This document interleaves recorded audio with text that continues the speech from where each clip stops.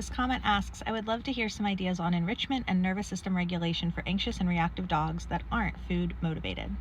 So this is a great question, and actually I think there are a couple ways to take this question, and I'm going to sort of respond to both. So one could be that the dogs are not motivated by food. These anxious or reactive dogs aren't motivated by food. Or the question could be asking for activities that don't involve food. I'm going to respond to both possibilities. So first of all, if we have dogs, especially anxious and reactive dogs, who are not interested in food, that's a red flag, and that's something that we need to address. It could be due to the food having negative connotations, negative associations for the dog. It could be that their stress levels are too high. It could be that there are underlying GI issues or allergies. All of those would be really, really common things for reactive and anxious dogs to be dealing with that are exacerbating their issues, and it's one of the first things that we need to address. Food fluency is really important because food is a very easy and accessible way to create positive associations, to manage a situation, to help a dog self-soothe. And again, if they're not interested in food, it's sort of a red flag that there's something else going on. It's a symptom of something that needs to be addressed. But I want to spend the bulk of this video talking about ways to help dogs regulate their nervous system and enrich their lives that aren't focused on food. I specialize in nervous system dysregulation, and here we are talking about dogs who are experiencing higher levels of stress than are ideal chronically.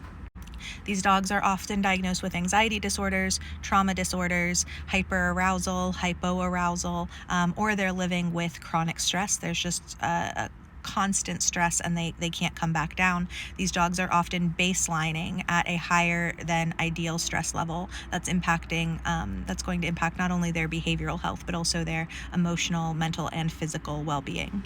We know that chronic stress is related to everything from allergies to GI issues to cancer.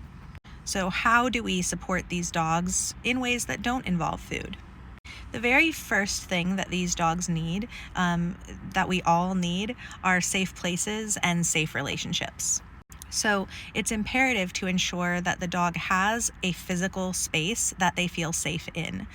Some of these dogs really struggle outside of the home. Some of them really struggle inside of the home. Some of them really struggle inside and outside of the home. So ensuring that whether it's a small space within the home or the home itself, we need to find a place, a sanctuary spot, if you will, where the dog feels secure. They can rest, they can sleep well, and we can build out this space with things like calming music, noise blockers, pheromones, soft beds, calming enrichment items, social interactions that feel good to the dog in those spaces. Safe relationships are also vital. A big part of this is having relationships with people that aren't doing things that are scary to the dog, building up relationship, and making sure that our dogs feel heard by us. Think about the things that we as humans will cause us to identify a relationship as safe. Same sort of thing. So consent testing for touch, even if the dog doesn't have issues with being touched or handled, can be a really important place to start here. Understanding our dog's body language and consistently getting them out of situations that distress them is huge. So acting as an agent in our dog's life who can create safety for them and will engage with them in respectful and safe ways. This is one reason why using aversives can be so detrimental. And then within that, we want to look at what is enriching for the individual dog. And so this list is not going to be, everything on this list isn't going to be appropriate for every dog. And so part of this is figuring out what our dog does enjoy. For some dogs, things like massage and T-touch, stretching, movement puzzles, those sorts of things can be very relaxing, can sort of help get them into their body and help them calm in that way. Some dogs really enjoy off-leash time in safe spaces, or taking sniffy walks on a long line, or just going to a safe place and watching what's happening. And This isn't watching our triggers. This is just watching, sniffing the air. Especially, for some of our livestock guardians love this activity a lot of the time. But so getting outside and being in nature. Meeting species typical needs is a big part of enrichment. And so does the dog enjoy chewing? It doesn't necessarily have to be a food item. Does the dog enjoy digging? Can we provide ways for the dog to dig safely? Nose work is a huge one for our dogs who are dysregulated or anxious. It's a very calming activity. It builds confidence. It puts them in a seeking brain.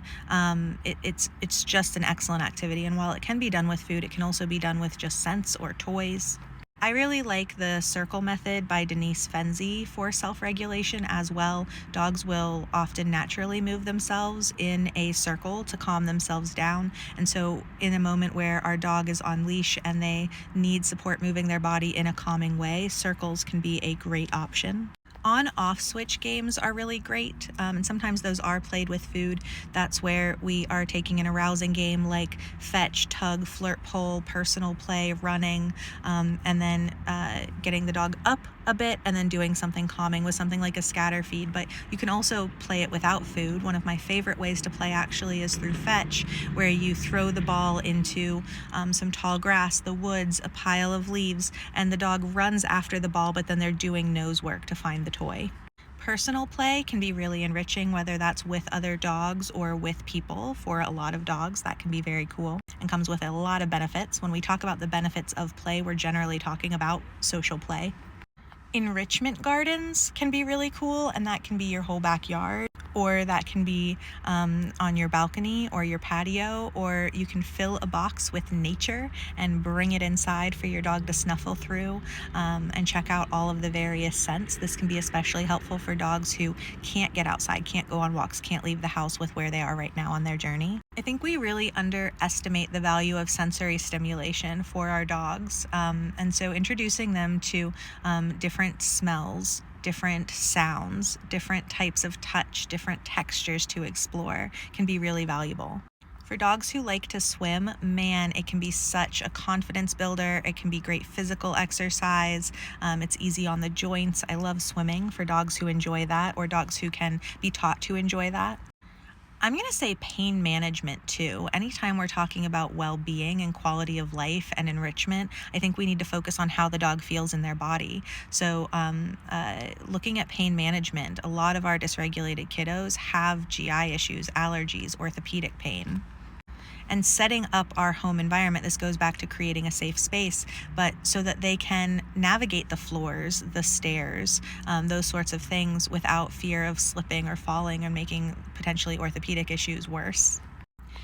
A big thing that we're doing too with these dogs is building resilience to stress, and two things that are very positively correlated with resilience to stress are behavioral flexibility and agency. So helping our dogs understand and feel as though they have control over their environment.